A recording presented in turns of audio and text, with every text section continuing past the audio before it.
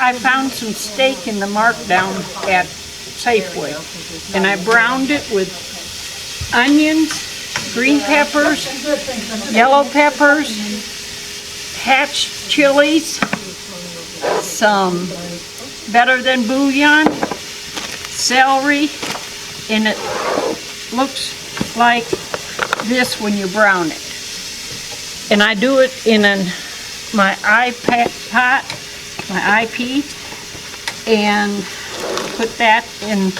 You cook it till it's tender, and then after it's tender I put in Cajun seasoning, onion powder, garlic powder, garlic, and Mrs. Dash au jus mix from Walmart, and I cook it with beef broth, and I take a can of carrots and a can of green beans, chop them up, and pour a box of barley in it and cook it till it's tender.